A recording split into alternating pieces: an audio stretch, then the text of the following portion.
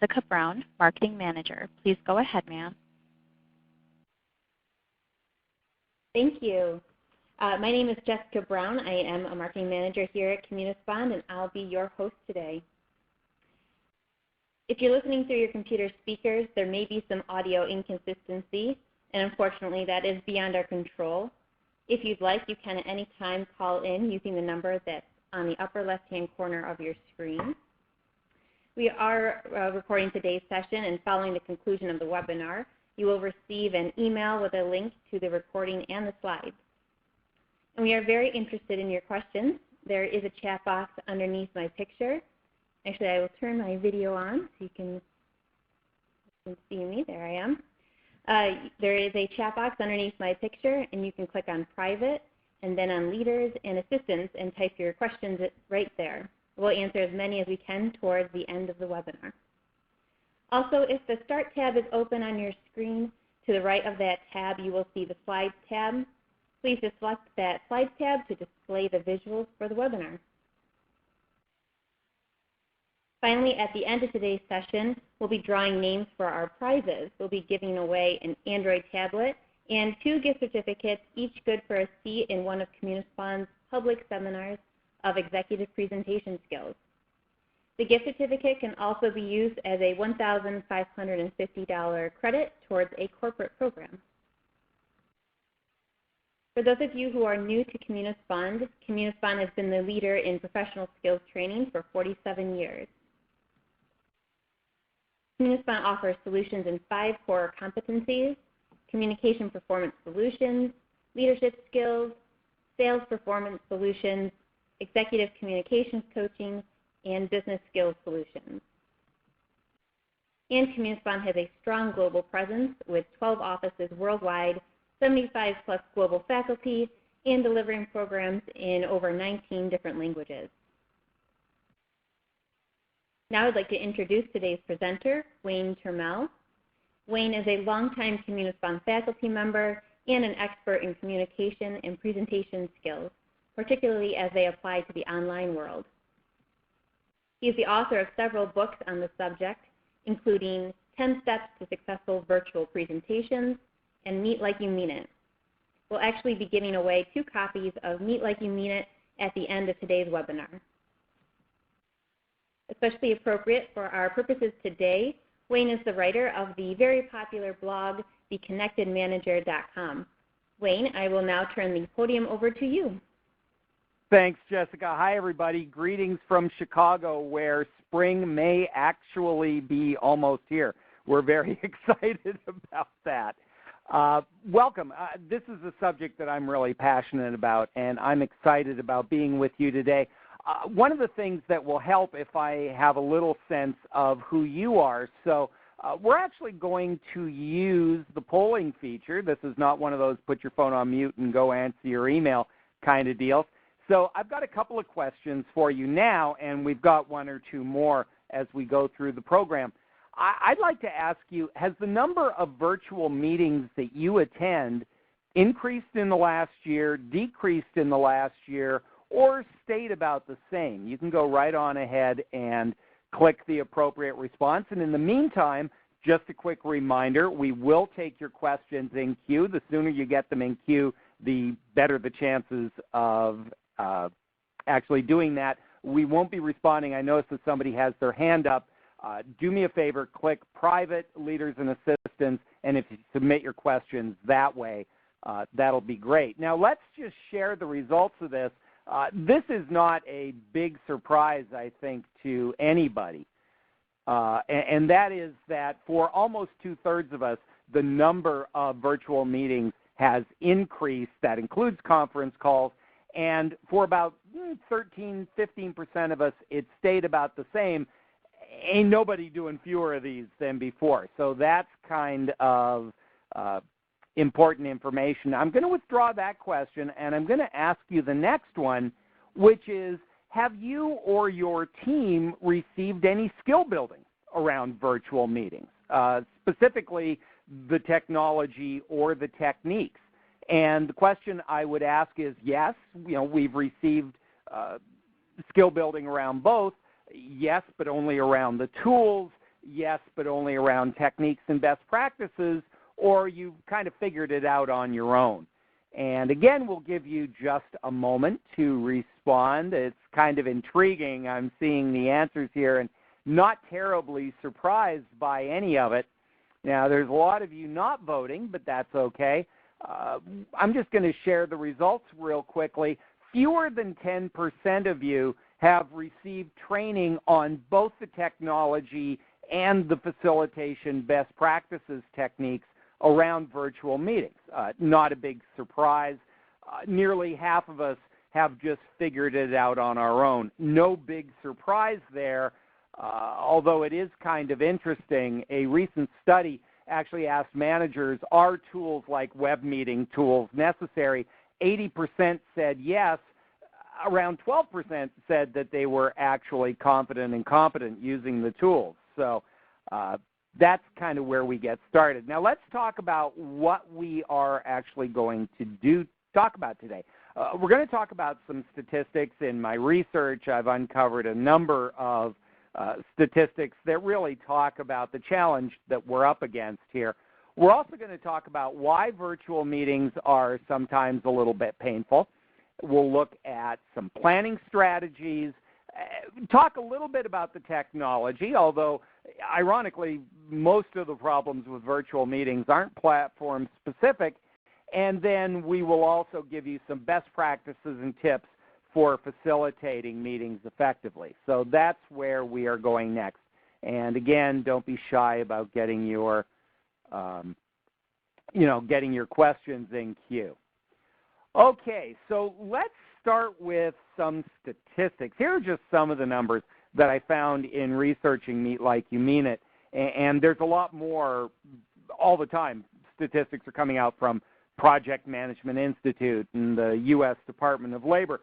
There are over 20 million virtual meetings held in the U.S. That doesn't include conference calls, and that number is about a year and a half old. So if two-thirds of us are doing more than before, you can imagine that number is actually pretty low. WebEx alone accounts for over 12 million of those.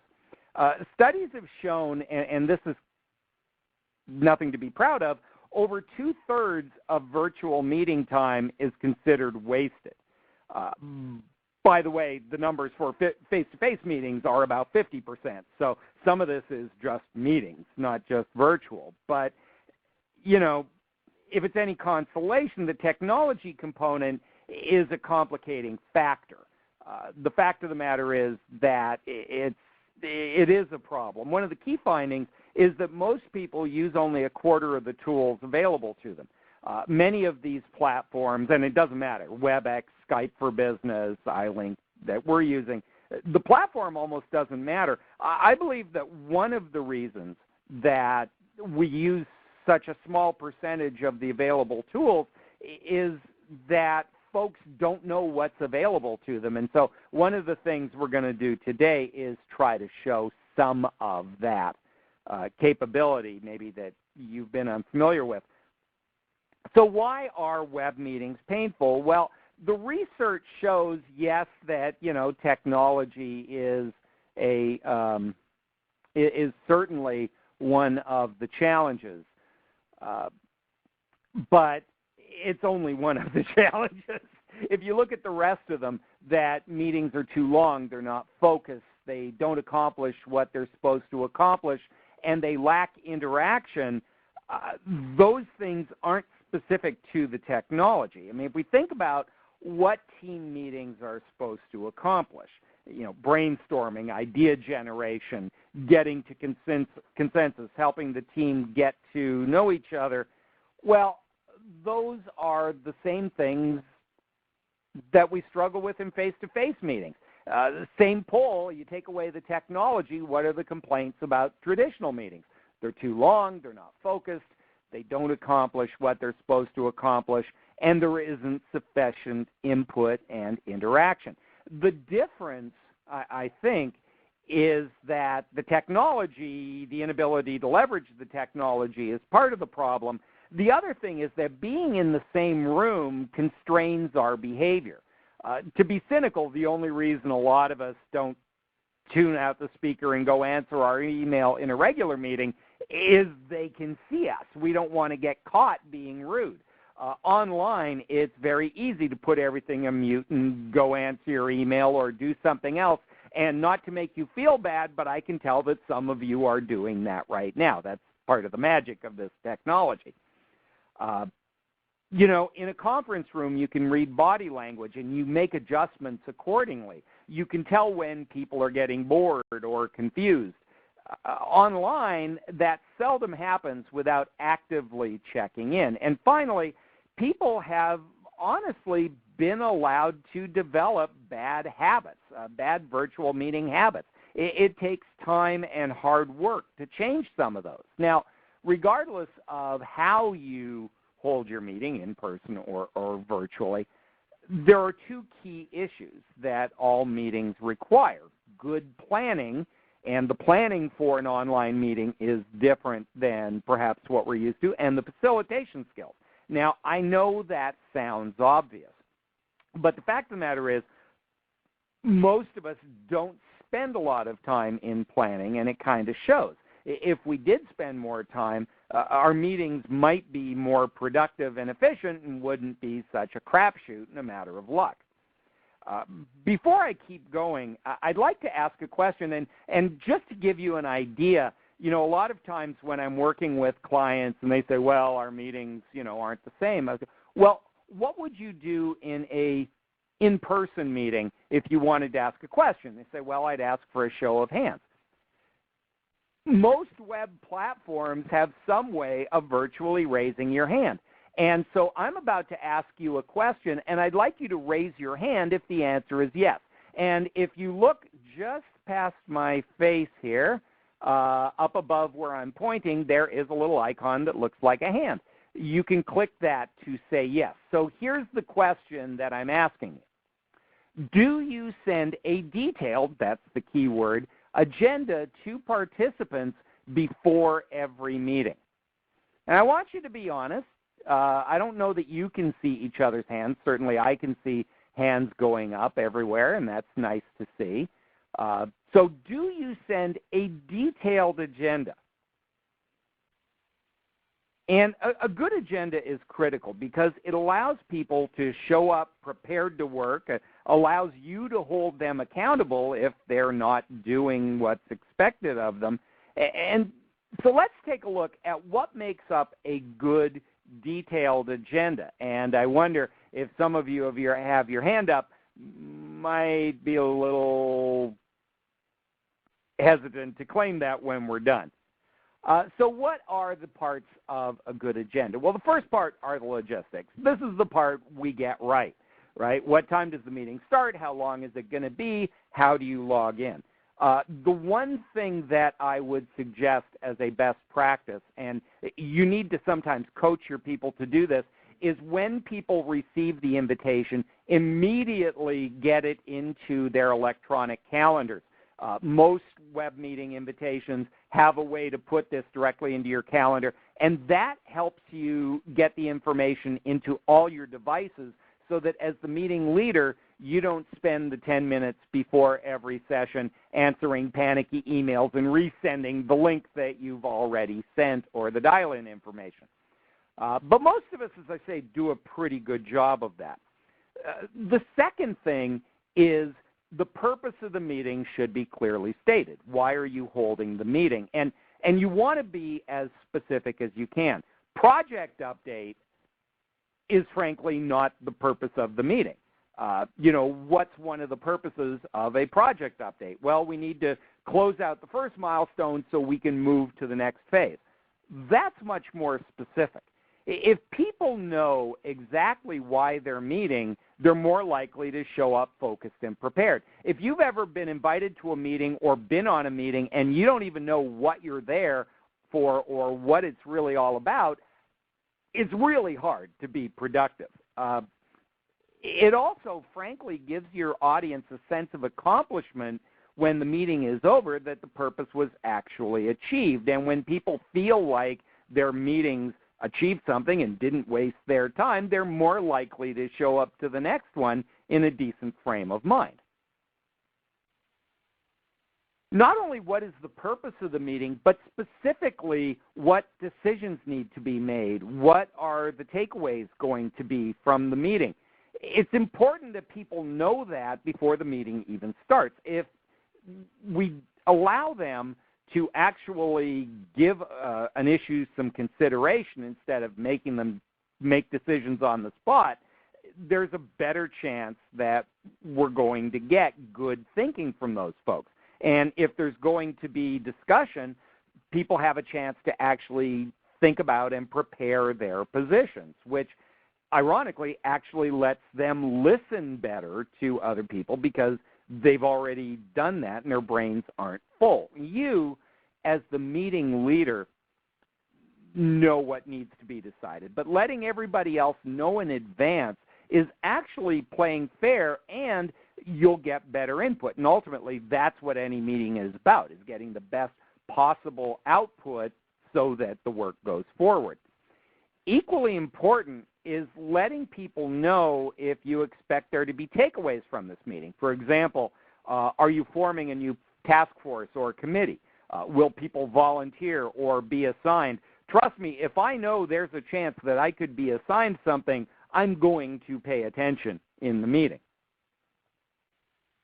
Now, what's expected of participants in your meeting? It needs to be explicit. Will certain people have to speak and give reports? Will you be doing a brainstorming session and you want people to be prepared for that? Let people know what activities and discussion you have planned in advance. And finally, make sure that people know any reading, assigned study, anything that they need to prepare before the meeting starts. And this should also include, by the way, a link of where to find the proper version of those documents on your shared file or SharePoint sites. Attaching documents to email is a really good way to make sure that they get lost and that you spend a lot of time answering panicky emails and resending things you've already sent. You can email the documents, but if you keep them in a shared file or on a SharePoint site, people will learn that they can always find what's needed, and they always have the latest version, and they don't have to rely on you or somebody else to get them that information. Remember that as we're looking at this, the point of a good agenda is it's useless if it's not sent out well in advance. If you're only sending the agenda out 10 minutes before the meeting, how much preparation can people honestly do? If you're going to expect people to be prepared, and as the project manager or the lead, you want to hold them accountable for their participation and the quality of their input, the agenda needs to be sent out in time to do them any good. Now, next, I want to talk about some of the tools that are available in most web meeting platforms. 90% of them do the same thing. They just call them different things. But first, let me ask you, if you think about face-to-face meetings, what tools do we have at our disposal? We have the ability to show visuals. We have the ability to write on a whiteboard. We can take votes. We can take voice votes. We can take a show of hands. You can vote secretly. You can give out handouts and give people a chance to read. Every one of those things has a corollary in the online world. Remember, I mentioned earlier that a lot of us don't take advantage of the tools at our disposal. In fact, less than a quarter of the available functionality. Well, most of us have the ability to do all of those things. How many times in a face-to-face meeting have you said, give me a show of hands? Well, we already demonstrated that we have that ability in iLink. You also have it in WebEx and a number of other tools. The raise hand can be used for voting. It can be used to direct traffic so that people aren't speaking over each other. If they have a question, they can raise their hand. It really does make a difference. The chat is a really powerful tool. And with small group meetings, I am a big believer in leaving the chat wide open. Now, because we have so many people on this call, it isn't really practical for today's purposes, although we've utilized the private chat. But chat is how people will communicate with each other and the leader. And even if you have open phone lines during your meeting, chat is really good for people who don't want to interrupt, people who want to actually formulate their thought before sharing it with the group, or want to say something but don't want to interrupt the flow of conversation. Very, very powerful tool, and most presenters, especially new presenters, try to shut down the chat because it's a distraction. But if you think about face-to-face meetings, that's where the good questions come from. It's where the jokes come from. People can get to know each other a little bit, their sense of humor, their work style. So it's really, really underrated. One of the tools that we have used today is polling. Polling is great, particularly for a large group, and most platforms allow it to be either anonymous or you can track who voted for what, and you can actually keep the results and track them. Most platforms actually put the information out in like a spreadsheet, for example. So polling is a great way, and it gets people engaging interactively. Most of us on this call are training people. We know that kinesthetic involvement increases engagement. One of the tools is the whiteboard. Now, I don't really have the time today to go into the whiteboard, but I will tell you this is one of the absolute best tools for engaging and generating discussion, just as it is in the room. You would use a whiteboard or a flip chart. And let me give you a tip when you're using the whiteboard, which is get somebody else to scribe. If I'm leading a meeting and I'm trying to think about what's being said, call on people, listen to what they say, type the answer down, and spell correctly, I'm going to bleed from the ears. This is a good chance to engage your team members and give people an active part of the meeting. We also are capable of doing document sharing, uploading PowerPoint. I'm a big fan of sharing the information visually so that everybody can see what it is, and you can edit, modify, and make changes in real time. You can also share applications.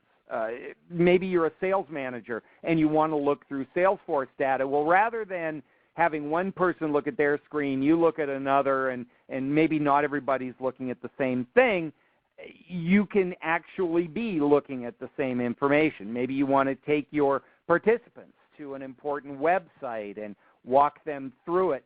The ability for everybody to be looking at the same thing at the same time can't be overestimated when you're trying to build relationships and generate discussion. Now, you'll notice that I've left my webcam on today, and trust me, I know that that has, questionable value in some ways. But as you've been watching this webinar today, I wonder if you like the fact that you can see me. People are visual creatures. Neurologically, we respond more positively to faces than to voices or words on a screen. And so this implies that there's probably some value in using webcam and streaming video whenever you can reasonably do so. You'll notice that Jessica and I introduced ourselves on video. That's so you can put a face to a name. Things happen in our brain when we know who we're talking to. Of course, this is a presentation, not an interactive video, so we could turn the video off so that you're focusing on the content. The fact of the matter is that if you're not using webcams in your meeting, you may be missing out. Now, there are downsides as well. The guy on the other side of the world who had to get up at 4 a.m. for a meeting is probably still in his pajamas and not terribly anxious to show that to everybody. But with meetings, especially if they're not too large, it's a great idea to give people a chance, at least at the beginning, to say hello on their webcams. It's good for team building and, frankly, adds an element of fun to the meeting. You know, it's hard to imagine a leader in a face-to-face meeting not knowing how to connect their laptop to the projector or how to use a whiteboard or a flip chart. But when it comes to virtual meetings, many of our most senior people are still not as literate and savvy, perhaps, as they should be. Meeting leaders need to know the potential of their platform and how to navigate it. It's what allows us as leaders to create interactivity, keep participants engaged, and keep our heads in the game. Engaging your participants is what's going to lead to your meeting success. It's really important that we take the time to learn, ask for help. If you're a participant, make notes, notice what people are doing. It's really, really critical. The technology won't make your meeting, but it can certainly break it. If you have to, give participants a tour. If people aren't comfortable with a certain tool, they need to know how to use it. It's one thing to say, put your questions in the chat box, but do people know how to do that? Are they familiar with that particular tool? When you ask a survey question, do they know how to participate? On this call, for example, we explained that we're going to take the questions in chat. Jessica had to explain, click private, send it to leaders and assistants. Some of you knew how to do that, others needed an explanation. When I asked you to raise your hand, I actually had to explain that there is an icon. It's up in the upper left, click it. You know, over time that becomes less necessary, but you can't hold people accountable for not participating or using tools if they're unfamiliar with them. One of the most important things is to let people know that there are multiple ways to interact. A lot of people's experience with webcasts has been like this one. You know, it's a one-way broadcast. If you really want an interactive meeting, they need to know that it's okay to participate. On the other hand, some people might be in a noisy coffee shop or an airport waiting lounge. You know, they've got barking dogs or crying coworkers or whatever's going on. The trick is to get the benefit of everybody's thinking however you do it. And the better your participants use the platform, the easier it'll be to get that participation. Now, all of that we've talked about falls under the category of preparation. But let's talk about actually facilitating the meeting. Let me give you some recommendations for getting your meeting off to a good start. The first thing is to start on the right foot. If you sound like you're in control and you set a tone where people believe their time are going to be well spent and, you know, they're in good hands, they're more likely to pay attention and contribute. You might want to think about actually writing out your introductory remarks or at least making some bulleted notes for yourself. That way you don't forget what you're going to say, and the first words out of your mouth help make you sound confident and in control. You need to start on time. Here's a tip, and I know starting on time is difficult, but here's a tip. If your meeting is for 3 o'clock, try setting the meeting for 3:15. Here's why. Odds are the people who are in your meeting were in another meeting or on the phone just a moment ago.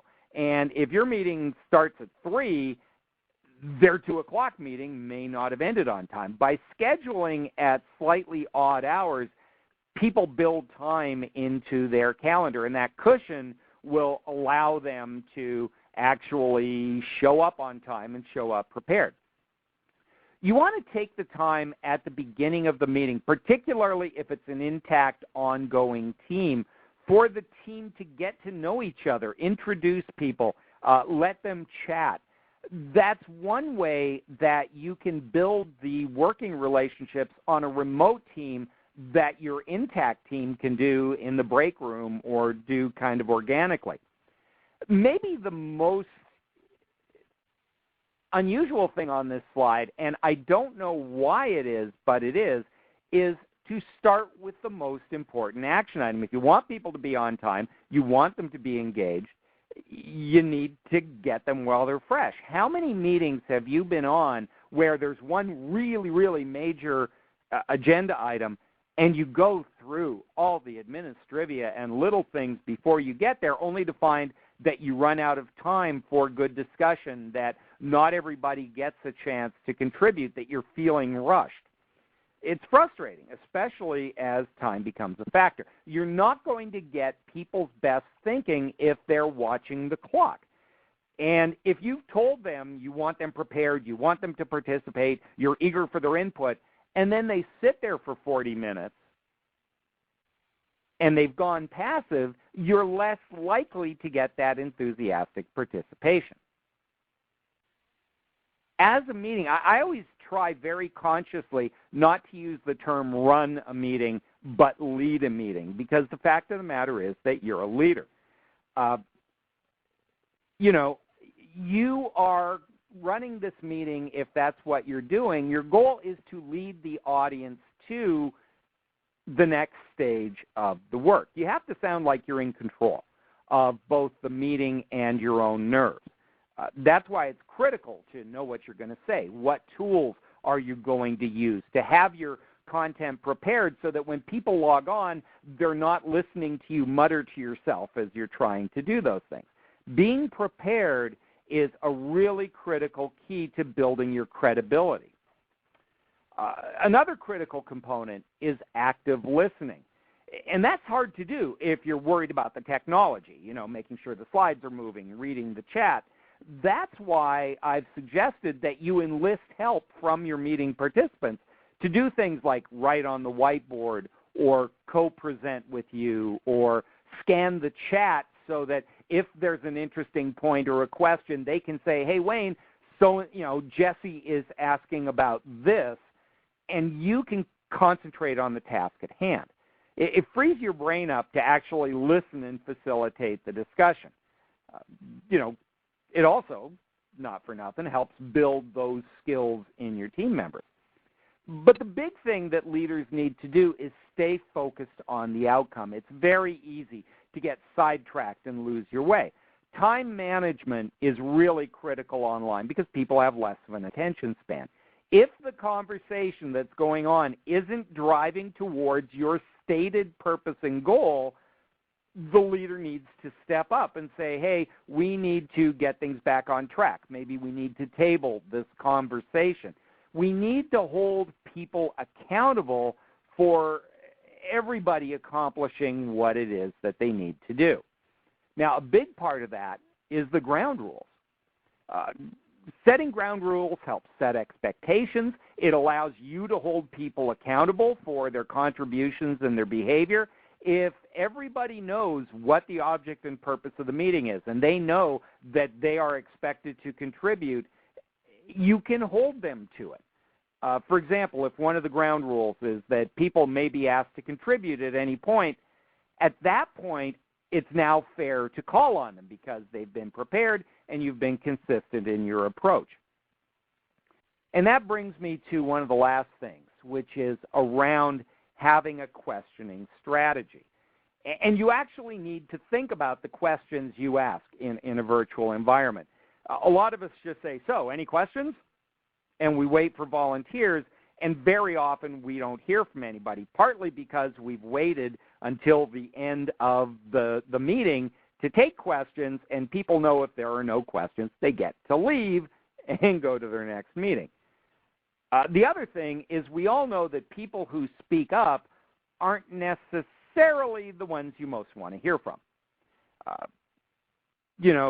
So how do you make sure that everybody is both encouraged and kind of held responsible for their participation?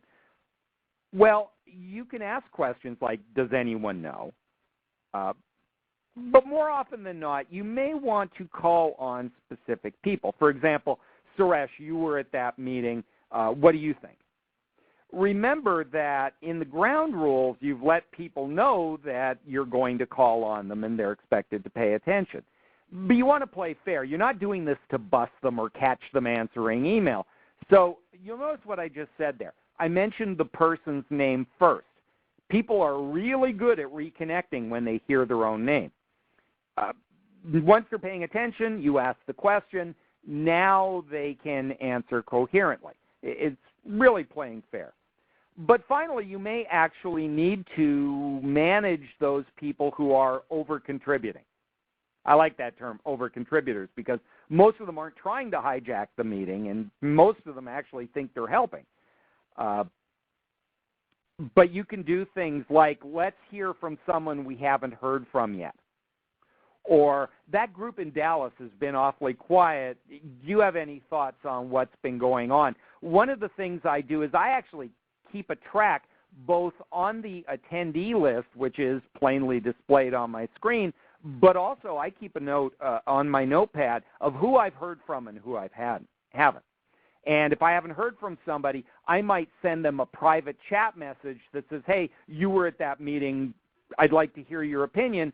It's the equivalent of being in the room and locking eyes with that person. You know, we've all sent them that jump in here look. You can do that virtually. Again, the trick is to have a strategy and plan for this, not just to magically expect us to remember to do it in the moment.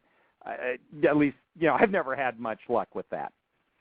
And then as the meeting gets close to an end, you want to wrap it up in a way that makes people feel good about what they've done and help them feel better about coming to the next meeting. So you want to give them fair warning that the meeting is about to end. You don't want people waiting to contribute and then finding out they've run out of time. You need to document and distribute all action items before people ring off.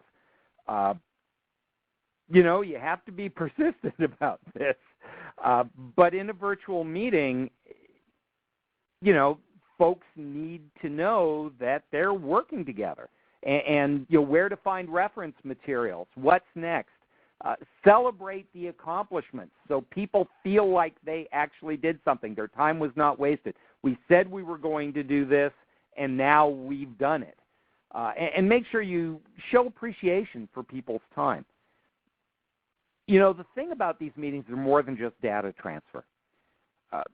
Both real and virtual meetings are designed to help build connections that get work done down the road. In both cases, when they work well, people feel like they've gotten value for their time and that they've been heard. They've had a chance to contribute, and their ideas have been valued by the people on the meeting.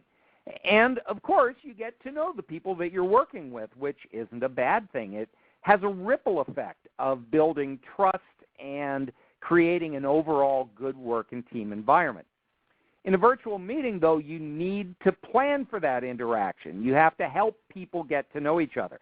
I mentioned earlier that taking a few minutes at the start of a meeting for personal chat is not the waste of time some people think it is.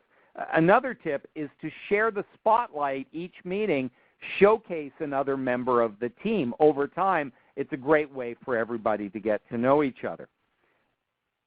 You know, a lot of this happens in the break room and walking past people's desks at work. Online, it needs to be done very mindfully. And the truth of the matter is there are no silver bullets. You need to be consistent. I'm going to leave you with that.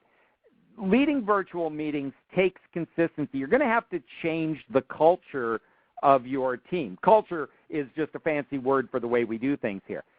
If your company has a culture of good, productive meetings, they're likely to stay that way.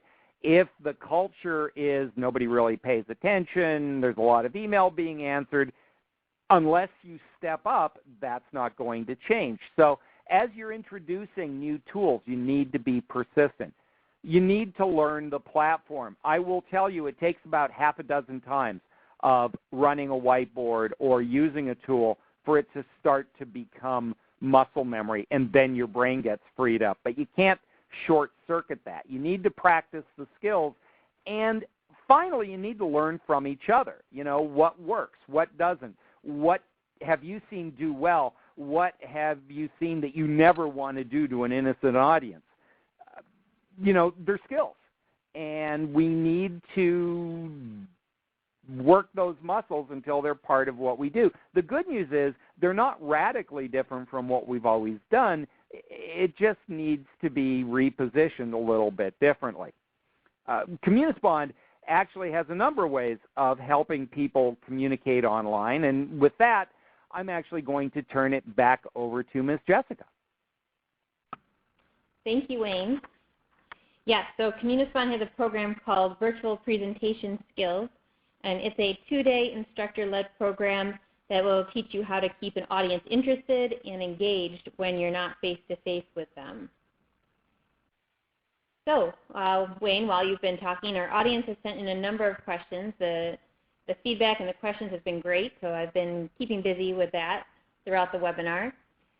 So let me start with, one person has requested to see a sample meeting request, or if you could provide an example, perhaps like how to write it or what to include on that, that would be great. I'm sorry, can you repeat that question? Sure. Somebody has requested to see a sample meeting request, or if you could provide like an example of one, maybe how to structure it or what to include in that meeting request when setting up these virtual meetings. Yeah, I don't have one on the computer that I'm presenting from. I'm sorry, I really wasn't expecting that question. If you think about the agenda, though, what I like to do is in Outlook, I have actually created a template for my meeting invitations so that I'm reminded not just, hey, you know, here's a meeting link for our call Wednesday, but it reminds me to, here's our call, here's what we're going to discuss. Even a couple of bullet points that help people be prepared so that they know not just that there is a meeting, but what it is. So if you take that agenda and you know, you can get a copy of the slides as well as the recording of this. If you take the criteria of that agenda, the logistics, but also the purpose, the desired outcome, and any preparation, if that's part of your meeting invitation, there's a better chance that people will take advantage of that. And you can actually template that in Outlook or Gmail or some of the others. So I'm sorry I don't have an example, but that's something that you might want to think about, is creating a standard meeting invitation. Great, thanks, Wayne. Another person has a question regarding technical difficulties. So do you have any guidance regarding when to quit the meeting if a required member is having technical difficulties joining? Should you just finish the meeting and catch them up later, or what would you do in that situation? Yeah, I think there are a couple of things. The number one thing, and just write this down, these platforms are computer-based. Like most of what we do with a computer, when in doubt, reboot. You know, there are 3 things you need to do. Leave the meeting, try to log in again. Second thing is clear the cache in your browser, because most of the time, if you're having trouble joining the meeting, that's the challenge. The other thing is have a dial-in information. You know, if you can have both dial-in and computer audio like we've had. If people are having trouble on the audio, they can always dial in by phone. You know, when you're planning your meeting, it's risk analysis. What are the odds of something happening, and so what if it does? If it's a team member that can't connect for whatever reason and it's not critical, record the session and have them watch the recording. If it's a key member, then, you know, what's your belts and suspenders approach? Do you have audio that you can dial into? What I've done on webinars that have gone south is I actually have my presentation in front of me. I've actually, and it's happened to us, Jessica, where I've been unable to connect. So I'm just on the phone kind of going through the slides, and Jessica has moved the slides and operated the technology. So if you have a co-presenter, you can very often get around that. A lot of it is just preparing for potential disaster and having a mitigation plan in place. Great, thanks. And another question is, what recommendations do you have to review content but remain interactive? Yeah, how do you engage people while at the same time you got to get through your content? The simplest thing is to identify places in your content where maybe one chunk of information has ended, and before you get to the next chunk, you want to check in for understanding. Do they get that piece? Very often, we try to race through a number of steps in order to make sure we get it in, and then the first question is, can you go back to step one? So as you're organizing your content, build in places where even if you don't take a lot of questions, you can still check for understanding. Did people understand what I said? Do I need to clarify anything before I go on? This presentation actually has a number of those places, and in some spots we reminded you that we were taking questions, and some we instituted an activity, maybe had you raise your hand, or I would ask a question and kind of let it sit there. That's because the content flow lends itself to that. So even though we weren't taking questions as we go, we were still chunking the information to make it easier on our audience.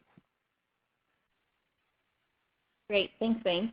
And another question is, do you have any tips when part of the meeting members are in the room with you and the other part of the members are on the phone?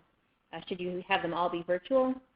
Yeah, that's actually maybe one of the most common situations that we find, and there are a couple of things. We call those hybrid meetings, and when you've got a hybrid meeting, you've got a couple of challenges. One is that the people in the room dominate the conversation, not because they're rude, inconsiderate weasels, but because we're following our eyes. So if I'm the speaker and I can see that the person at the end of the table has a question, I'll go there first. And then somebody will respond to that, and somebody else will, ooh, me. And then, oh yeah, does anybody on the phone have anything to say? So there are a couple of things that I really recommend. Sometimes maybe having the meeting where everybody's virtual for this meeting may actually be an advantage. First of all, everybody is seeing and hearing the same thing, and the people who are remote don't feel quite so isolated. But if you are going to have that, some people in the conference room, try this. Develop the habit of taking the questions or the contributions from the remote people first. Rather than just following your eyeballs and letting people run rampant in the room, call on the remote people first. That reminds your conference attendees that those people are there. It also gives them the chance to contribute first instead of going, yeah, me too. And then the third thing is really, really, really, and you don't have to do this. You can have a team member do this. Have somebody monitor the squawk box. Make sure that nobody's rattling papers around it. If somebody in the room is talking and somebody online is trying to interject, have somebody listen for that and say, hey, Wayne, Karen is on the phone. She wants to say something. Because if I'm trying to do all that, it's too much. I'm going to let things pass. So, have as many people virtual as possible, at least occasionally. Start questioning with the people who are remote. Get into that habit. And have somebody monitor and be responsible for the communication on the speakerphone. I would think those are three things that will really make a big difference. Great. And we have one more question, but if anyone else has any questions that they're mulling over, just shoot me those in the chat box, and we'll answer those as well. But right now, the last one is, what about breaks during a long training session that goes for about 4 hours? Would you take breaks, and how do you get everyone back in on time? Any tips for that? Oh, boy, howdy. Do you take breaks? The answer is yes. 4 hours online without a break is actually a violation of the Geneva Convention. When we do classes, we actually build in a break. If it's a 90-minute class, we will try to take a break. If it's a 2-hour class, we will absolutely take a break at the top of the hour. People cannot physically stay connected and engaged for long periods of time. So take a break. In terms of getting them back, if they understand the value of what you're doing, If they are responsible for their attendance, if they have been actively engaged, it's a simple matter of saying we're going to take a 5-minute break. My clock says this. At this time, be back. And then when you return, take attendance. Just take a quick, is everybody back? Raise your hand if you can hear me. Send me a chat message so that I know you're back. Let me hear you say yes. Do something to engage them and hold them responsible. So over a 4-hour class, you would want at least 2 breaks just to be a decent human being. And they don't have to be long. 5 minutes is plenty. That's time for them to get up. Maybe they need to check their email. Maybe they need to biologically arrange themselves, whatever they need to do. 5 minutes doesn't take a lot of time, and it actually has value and helps them reconnect and stay engaged longer. Great, thank you. And that wraps up our questions.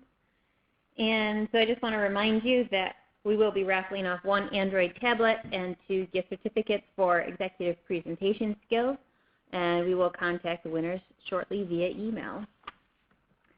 This concludes today's webinar. I want to thank Wayne Turmel for giving us some very valuable insights, and thank you all for joining us. I hope we'll see you at future sessions. Have a great day.